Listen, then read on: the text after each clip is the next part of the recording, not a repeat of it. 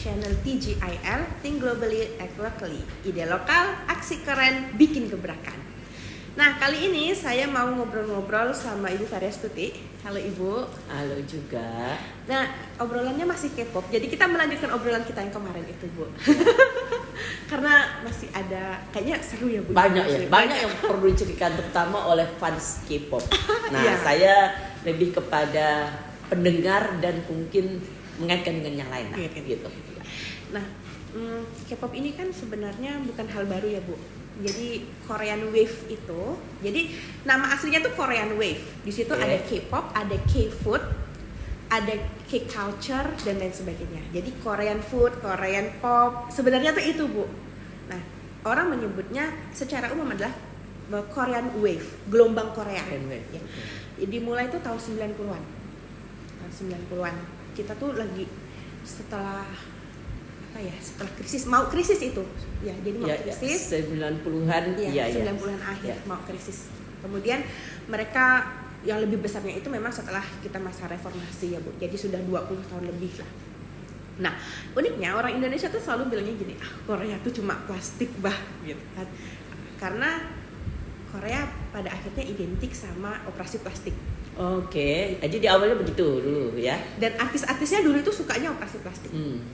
Jadi ada istilah, ada labeling di Indonesia tuh plastik, Korea tuh plastik gitu. Padahal sebenarnya tidak. Jadi yang menarik dari Korea adalah sistemnya, Bu. Jadi sistemnya. Misal kalau kita membahas K-pop, K-pop tuh isinya kapitalisme yang dibalut dengan cinta. Nah, jadi artisnya tuh ngomongnya gini, karena saya menyayangi kalian, saya akan mendatangi kalian pakai konser. Konser kan bayar gitu kan, Bu. Betul. Okay. Terus atau misalnya mereka keluarkan album baru gitu. Kalau sebagai fans kan mereka harus mendengarkan. Nah, di tahun 2017 itu mulai dimonetizing, Bu. Diuangkan dengan cara yang lebih masif. Caranya bagaimana? Caranya adalah dengan chart. Jadi mereka harus masuk di chart tertentu kayak Melon, Bugs, terus satunya terkenal saya agak lupa nih namanya. Jadi ada 3, Melon, Bugs. Nah, kalau semuanya bisa peringkat 1, Bu, nanti mereka dapat yang namanya RAK.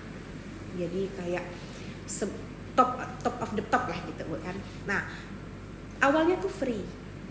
Jadi kalau misalnya kita nonton terus-menerus video artis kita yang kita suka itu free. Tapi kalau kita mau cepat naik, kita sekarang bayar. Oke. Jadi kita sistemnya untuk fansnya ya? Iya, jadi fansnya itu, Bu, download aplikasi, beli diamond, beli charm. Nah, nanti uang berapa untuk mereka vote. Jadi itu uang semua, itu kapitalisme. Semakin banyak kita beli, maka akan semakin cepat rankingnya naik. Itu uang semua, Bu.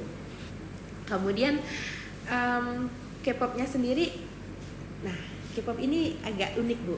Dia selalu mengatasnamakan cinta untuk menyerap uang. Jadi mereka katakanlah keluarin album barunya setahun 2 kali. Tapi di antara album dan album itu mereka keluarkan merchandise yang lain.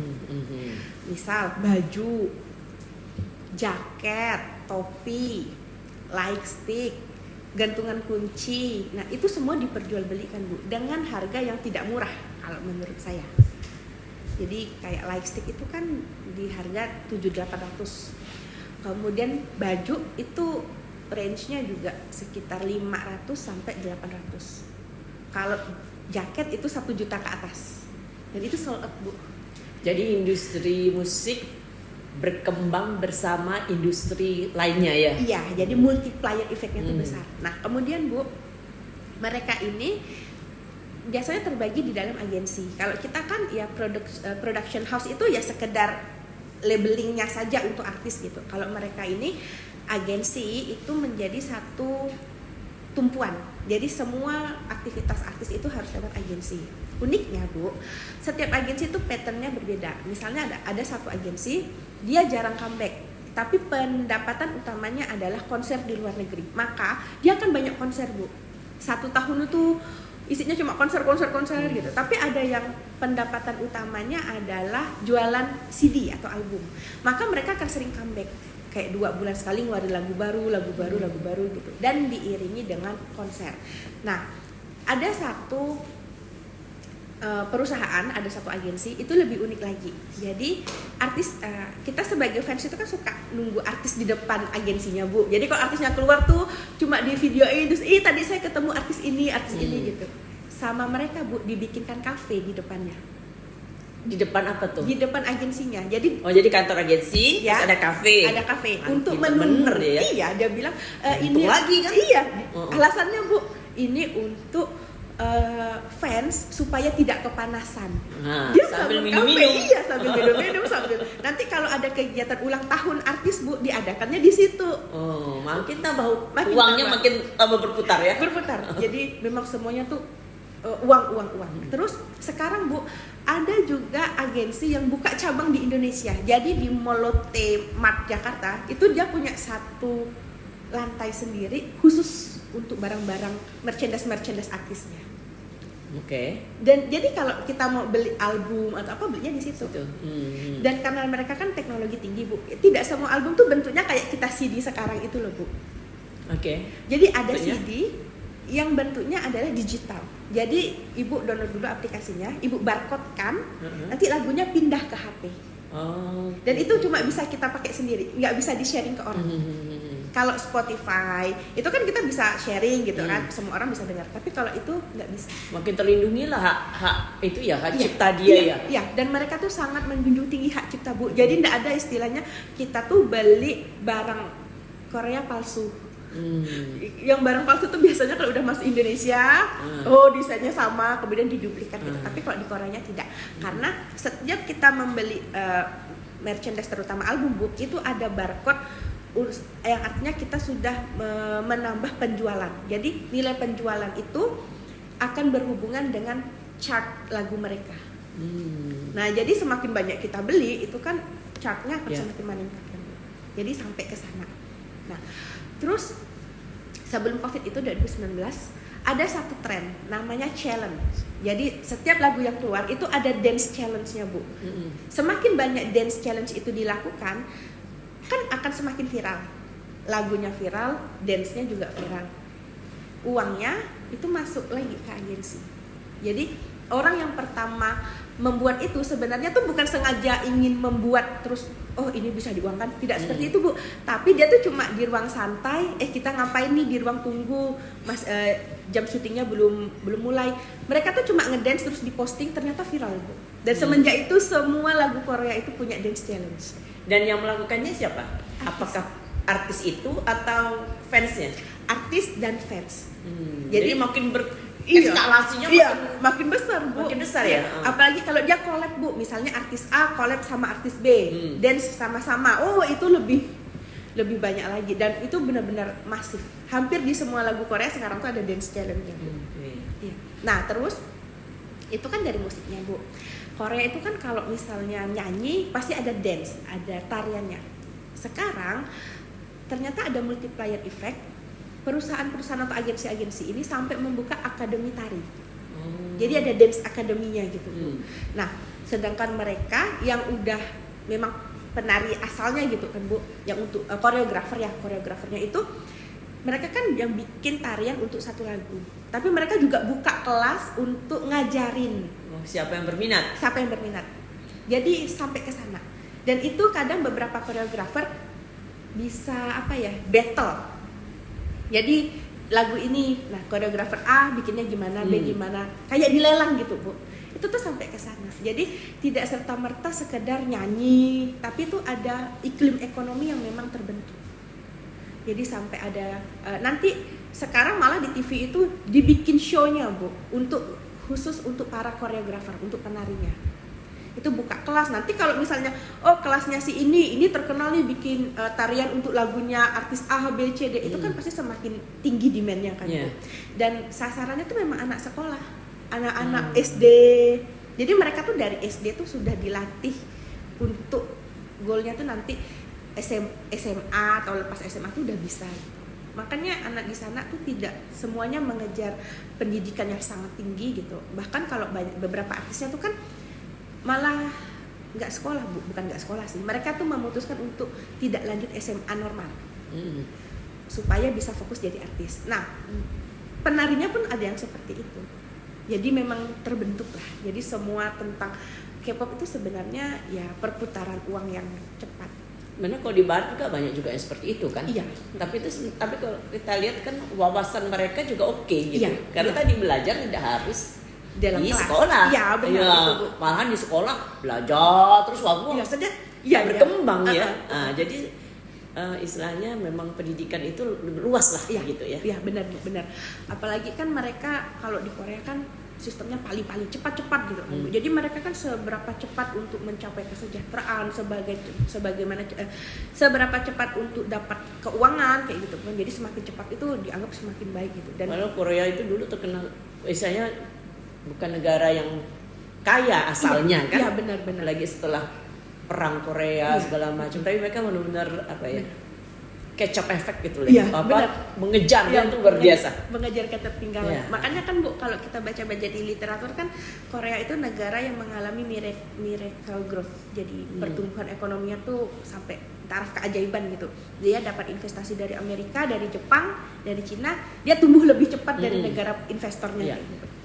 Jadi memang itu disiplin lah Bu ya. Disiplin, terus mungkin budaya kerja dan kerja keras gitu kan. Disiplin tanpa kerja keras juga, kerja keras kerja cerdas kan. Iya. Apalagi dengan teknologi yang semakin maju, ya itu kan banyak ekonomi kreatif kan. Iya, ekonomi. Gimana enggak cerdas kalau mau mengembangkan ekonomi kreatif, memang harus begitu kan. Iya. Apalagi kan dia kan unsurnya tuh musik kayak Nah. gitu kan Bu. Kemudian culture budaya. Jadi kan memang harus butuh kreativitas. Dan yang seru itu Bu ya sebenarnya di Korea kalau industri filmnya, kalau mereka bikin film yang berhubungan dengan sejarah itu ada subsidinya Bu. Oke, itu yang menurut saya itu yang beberapa artis kita menuntut ya pemerintah harusnya begitu gitu Iya. kan. Jadi kalau temanya sejarah, apalagi sejarah, mereka kan selalu cross check ya Bu, sejarahnya tuh sama nggak, benar atau tidak. Iya harus Seperti begitu kan. memang sejarah itu kan Iya, bukan pelajaran yang mati lah istilahnya kan ya. Iya. Karena bisa jadi itu dipengaruhi oleh penutur. Iya. Makanya harus cek recheck sepanjang masalah itu kan. Jadi setelah nonton film tuh bisa dicari sejarahnya seperti apa gitu. Kayak Exuma. Ibu udah nonton Exuma? Sudah Exuma. Saya pikir bagus itu ya, antara perpaduan antara mistik ya dan budaya ya kan, dan masa kini Iya. ya kan. Jadi itu dipadukan. Ya. Jadi setelah film itu Bu ya, itu kan orang heboh ya Bu. Ini siapa sih pemerannya? Ternyata dari production filmnya itu kasih tahu Bu. Jadi karakter si ini itu merujuk pada karakter asli pahlawan ini. Nah, jadi memang pahlawan-pahlawan Korea gitu kan. Ini adalah penggerak anti Korea, misalnya yang jahatnya anti Korea seperti ini gitu. Jadi memang belajar sejarah gitu. Kayaknya Indonesia tuh kalau mau berusaha lebih keras sebenarnya bisa juga seperti itu. Betul. Dan gini juga ya, tempat-tempat dia syuting ya kan di Korea tuh jadi objek wisata kan. Iya, benar. Itu banyak dikunjungi oleh orang kan. Iya. Nah itu. Nah, ini deh Bu, bener nih. Karena kan kadang kan kita adalah kayak rencana untuk jalan-jalan ke Korea gitu ya Bu. Yeah. Jadi kalau saya ngeliat ke senior-senior saya, pengen ke Korea tuh kan pengen ke daerah-daerah yang common, yang biasa yang dikenal gitu kan Bu. Tapi kalau anak-anak seusia saya itu Bu, ditanya mau ke Korea mau ngapain? Pasti pergi ke tempat agensi, pergi ke tempat wisatanya itu adalah tempat syuting film. Syuting film ya. Jadi kan itu benar-benar how to make money kan Bu. Jadi ini loh yang terkenal dari film ini. Nah, kemudian orang datang gitu ke kafenya, orang datang. Seperti film apa itu yang terkenal sekali itu ya? Ini Winter in. Iya. Saya pernah kesini tuh juga tuh, karena pasti udah jadi paket lah di situ kan. Nah, itu. Ya yang di Jeju itu kan Bu. Iya. Nah, kalau sekarang kan banyak yang di kota tuh Bu, banyak yang di Seoulnya gitu kan. Jadi tuh orang memang datang ke kafe, oh ini ya kafenya yang film ini gitu. Terus misalnya datang ke perumahan Bu, padahal cuma jalan di perumahan. Oh ini kan yang dulu tempat syutingnya ini seperti itu. Bahkan Bu ada loh orang Indonesia yang memang kontennya adalah jalan-jalan ke tempat pembuatan film. Iya, itu ada Bu, itu ada bikin konten seperti itu. Jadi kayak dan dia tuh kasih tahu gitu cara-caranya. Oh, kalau misalnya mau ke tempat syuting film ini, kalian bisa dari sini naik. Itu perlu tuh. Iya, karena kita kan kadang-kadang nggak dapat yang sedetail itu Iya, kan. Iya. dan terus dia bilang memang jaraknya cuma 2 kilo tapi jalannya menanjak tinggi, jangan pakai high heels. Itu sampai ada Bu yang bikin konten begitu. Iya, Jadi iya. multiplier efeknya hanya karena apa ya yang disebut sama K-pop itu besar. Jadi enggak cuma untuk Koreanya sendiri, tetapi negara partner itu juga kena semua, dapat semua gitu kan Bu. Indonesia tuh karena kan kita pasarnya besar ya Bu. Iya. Indonesia tuh Bu, hampir semua artis Korea datang ke Indonesia. Iya, saya rasa artis dunia bukan hanya Korea Iya. ya. Karena memang kita pasarnya besar, sementara kita suka aja di tempat pasaran mulu. Maksudnya pasar produk asing gitu. Ya bukan produk kita sih juga ada. Tapi maksudnya kita kayaknya udah terlalu senang dengan pasar dalam negeri aja Iya. gitu. Kalau Barat itu kan masih milih ya Bu, misalnya kayak Maroon 5 itu nggak mau datang ke negara yang tingkat korupsinya tinggi. Makanya Maroon 5 itu tidak mau datang ke Indonesia. Jadi dia punya prinsip juga. Iya, ada kan? prinsip. Iya. Misalnya Coldplay itu tidak mau datang ke negara yang tidak bisa menjaga lingkungan berdasarkan indeks apa gitu. Makanya dulu Coldplay itu nggak ke Indonesia Bu.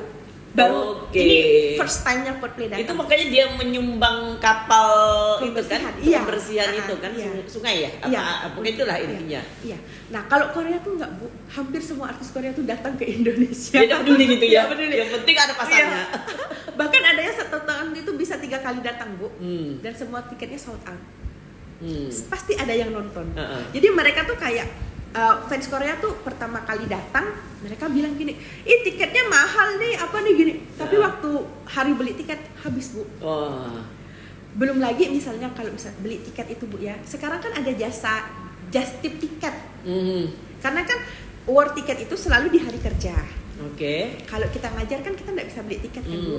Nah itu ada just bisa. tipnya Bu, bisa. Oke, Ada dua versi Bu. Ada yang hanya diklik dapat kita yang bayar gitu kan Bu. Nah itu sekitar 50.000 lah fee-nya. Tapi ada juga yang sampai bukti fisik. Jadi kita tuh tahu tinggal masuk. Itu fee-nya 300 sampai 500.000 tergantung grupnya itu susah atau tidak. Jadi orang Indonesia tuh sampai ke situ juga Bu. Jadi artinya dia memberikan penghasilan bukan hanya di tempatnya ya, tapi juga banyak turun-turun penghasilan di negara yang dituju gitu kan. Benar Bu. Terus kalau di Koreanya sendiri kadang tuh agak berbeda dengan internasional Bu. Jadi misalnya yang ngetren tuh grup A. Nah bisa jadi grup A ini Bu di internasional tidak terkenal. Tapi misalnya grup B itu di internasional terkenal sekali, di Korea tuh dianggap biasa saja. Jadi setiap agensi itu bisa menentukan pasarnya kemana. Ini yang kadang orang tuh salah gitu, kayak masa sih Blackpink lah gitu, kok Blackpink di Indonesia terkenal ya, tapi kok kayak di negara ini tidak terkenal, karena memang bukan pasarnya, bukan target utama pasar dia. dia ya. Jadi gitu. Mereka tuh Bu strateginya itu dari memilih jumlah member dalam satu grup. Karena apa? Karena jumlah member itu akan menentukan sebesar apa fansnya. Oke. Nah, kalau misalnya 7 orang berarti kan akan ada 7 fans artis kan Bu. Kalau dilihat secara individu kan ada 7 yang berbeda gitu kan. Nah, kemudian nationality-nya. Sekarang tuh mereka udah lihat sampai ke sana Bu. Makanya nationality-nya gimana maksudnya? Jadi mereka tuh sekarang tidak hanya orang Korea asli yang jadi idol, tapi juga orang Indonesia seperti di Takara. Iya, kayak gitu kan. Ya, itu kan harapannya kan bisa menarik fans dari Indonesia. Indonesia gitu. Itu salah satu strategi. Jadi karena yang paling banyak itu Bu Indonesia, Thailand, Cina, Jepang. Di dalam grup itu penyanyi itu. Iya. Oh, jadi seperti itu. Iya. Oke. Cina ya dia penduduknya banyak. Iya. Cina kan. Thailand juga besar. Iya. Juga. Apalagi Cina, Thailand, Indonesia, Jepang itu sangat loyal, terutama Jepang Bu. Jepang itu Bu, konsernya tidak boleh direkam. Oh, makin sangat protektif Iya. gitu ya. Tidak boleh direkam, tapi nanti agensinya itu akan merekamkan, dijadikan film, dijual. Ya ampun. Jadi kalau konser Jepang tuh dijual resmi Bu, ada CD-nya gitu. Itu rate-nya bisa sampai 1 juta. Jadi 700 sampai 1 juta sekian gitu. Iya. Setelah pajak ya Bu kalau masuk Indonesia. Itu sold out Bu. Luar biasa. Itu sold out. Karena orang-orang itu antusiasme gitu kan Bu. Nah terus kalau mereka sudah menentukan berapa jumlah member Bu, pertama setelah itu mereka akan melihat ke siapa dulu. Ke siapa dulu nih. Kalau misalnya dia dari jalur survival itu berarti kayak gitu, kalau kita tuh kayak Indonesian Idol gitu kan Bu. Oke. Survival gitu biasanya pasar pertamanya Korea. Jadi mereka harus kuat dulu nih, dikenal dulu di Korea baru keluar. Tapi ada juga yang dia tuh nggak di Korea langsung keluar gitu Bu.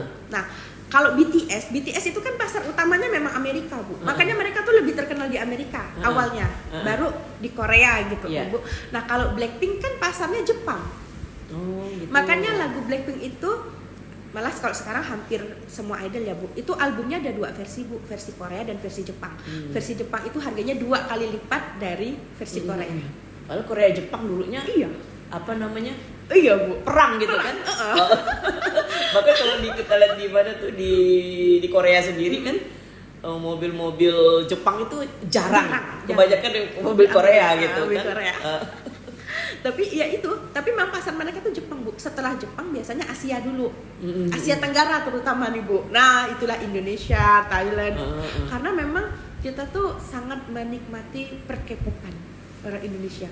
Mungkin nggak yang suka banget ya Bu, tapi casual listening tuh banyak. Oh paling nggak tahulah lagu ini. Oh ini lagu Korea nih. Oh pernah dengar gitu. Orang Indonesia tuh seperti itu Bu. Sama tuh kayak Thailand. Makanya ada satu grup Bu, dia harusnya di Thailand itu konser 2 hari. Ini ada berita terbaru nambah jadi 3 hari karena antusiasme yang terlalu tinggi. Dan itu kan duit seperti itu. Semuanya berputar. Jadi di Korean Wave itu semua bisa diuangkan. Dan industri wisata mereka juga berkembang karena orang dari luar itu pergi ke sana. Jadi kok kita lihat sana tuh kan bahkan tuh saya lihat tempat-tempat musola lah gitu ya. Di Korea itu lumayan banyak karena tadi banyak Malaysia dari Indonesia datang ke sana gitu kan. Kemudian ini juga mereka tuh Bu tidak hanya musiknya, tidak hanya filmnya, tapi makanannya juga. Ya makan. Jadi Bu ya, kalau kita nonton film Korea itu kan kayaknya makanannya enak gitu. Padahal kalau kita makan asli, makanan mereka tuh hambar. Mereka kan lebih kayak Jepang yang kalau makan tuh harus rasa asli kan Bu. Jadi sedikit garam. Apa tuh masakan Korea yang tteokbokki, bibimbap. Tteokbokki ya. Itu kadang-kadang saya tuh enggak jelas juga mana itu Jepang, mana itu Korea gitu kan. Ya Bu, karena mirip Bu. Ternyata saya juga baru tahu setelah saya memasuki per-K-popan ini Bu. Kalau ramen itu Jepang, kalau ramyeon itu Korea. Aslinya tuh sama-sama mie instan kalau kita sebut Indomie. Apa tuh yang pedas-pedas tuh? Kimchi. Kimchi. Karena saya pernah pergi ke satu tempat gitu ya. Bagaimana cara membuat kimchi segala macam. Itu saya suka juga kimchi gitu ya. Jadi memang ya, padahal kan sebenarnya mereka makan kimchi kan karena mengejar musim dingin kan. Iya, dan pada kondisi yang sulit pada saat perang gitu kan. Dan ternyata menjadi uang sebenarnya tuh. Ya, saya rasa memang luar biasa sih kapitalisme penetrasinya di mana-mana begitu ya. Multiplier efeknya tuh besar gitu. Jadi kalau kita cuma anehnya berbagai hal gitu ya. Cuma anehnya tuh kemiskinan mereka masih tinggi ya Bu. Walaupun dengan skup yang seperti itu. Nah, saya udah lihat datanya sih itu ya bagaimana kemiskinan mereka itu. Cuma memang lucunya tidak menetes ke bawah secara rata gitu. Karena bagaimana ya? Maksudnya tingkat kemiskinannya itu gimana ya? Saya belum lihat sih data-data untuk Korea yang miskinan. Kemiskinan ketimpangannya tuh tinggi Bu. Tinggi. Iya. Tapi karena mungkin semua terpusat di kota Seoul ya. Jadi mereka kan memusatkan semua aktivitas ekonomi itu hanya di ibu kota negara. Kalau lain sih. Tapi lain-lain itu seperti kota-kota wisata lah ya. Mereka punya pabrik, tapi saya lihat tuh karyawannya juga banyak orang Indonesia gitu loh. Namanya? Bener. Yang artinya mereka tuh ada banyak peluang pekerjaan kan. Makanya saya tuh pikir, karena saya tidak melihat data ya. Tapi maksud saya miskinnya yang mana ya? Apakah miskinnya itu petani kah? Bagaimana ya? Iya. Iya sih Bu, kayak kalau saya lihat mungkin dari sektor pertanian ya, nelayan gitu. Karena sangat timpang kayaknya tuh Bu sama sektor industri kreatifnya gitu. Karena kan kalau industrialisasi kan lebih tinggi, pendapatan lebih tinggi. Tapi memang beberapa orang tuh beberapa penelitian ya gitu Bu yang saya baca tuh memang kemiskinan dan ketimpangan itu masih tinggi gitu. Iya. Jadi tidak di daerah pedesaan kali ya. Jadi ternyata kapitalisme K-pop itu tidak dibarengi dengan pemerataan pembangunan juga. Mereka tuh benar-benar tersentra pada Seoul seperti itu. Ya walaupun sebenarnya kok saya lihat tempat wisata mereka tidak terlalu ke Seoul juga, Iya, gitu kan? baru Cuman mungkin pinggiran. di hanya bagian kecil aja lah ya. Karena saya pernah pergi beberapa tempat tuh di luar Seoul Iya. gitu kan. Memang jadi ternyata K-pop Korean Wave itu tidak sesederhana sekedar operasi plastik tapi Iya, di memang awalnya sih iya. mungkin terkenal seperti itu ya. Iya. Di awal tapi lama-kelamaan dia semakin berkembang sehingga sampai sebesar itu dan complicated Iya. seperti itu. Dan lucunya Bu, sekarang itu artis Korea banyak yang tidak mau operasi plastik karena mereka udah menerima apa adanya lah gitu kan, Bu. Nah, oke. mulai nih Bu, orang luar datang ke Korea yang operasi plastik termasuk orang Indonesia. Kalau dulu tuh promosinya kan di Korea ini wajahnya kan mirip-mirip gitu iya, kan. Bu. Iya, itu ada Bu satu agensi yang mukanya memang mirip-mirip sampai sekarang Bu. Tapi ada agensi yang terserahlah mau operasi atau enggak gitu kan. Iya. Yang penting skill gitu, bakat gitu. Iya. Itu ada tuh Bu. Tapi ya akhirnya tuh yang banyak datang untuk operasi plastik itu ternyata orang luar, bukan orang Koreanya sendiri. Apalagi sekarang kan dia udah meninggalkan itu kali Iya. ya. Jadi kapitalisme of K-popnya besar. Kayaknya kita ngobrol-ngobrol habis waktu juga nih Bu. Oke, cukup Oke. menarik ya. Semoga mudah-mudahan Indonesia bisa ya mengikuti pola seperti itulah ya. Jadi tidak kita hanya sekedar jago di kandang aja Ya. gitu kan. Jadi kita bisa ekspor juga gitu. Karena kita merasanya soal penyanyi kan cukup banyak. Iya, benar Bu, benar. Cuman mungkin belum dikemas dengan baik ya. Belum di manage dengan baik. Benar. Nah, seperti itu. Oke pemirsa, tidak terasa kita sudah di penghujung acara. Sekian obrolan kita kali ini. Semoga kita bisa bertemu di lain kesempatan. Akhir kata jangan lupa like, komen, dan subscribe channel TGIL. Sampai jumpa.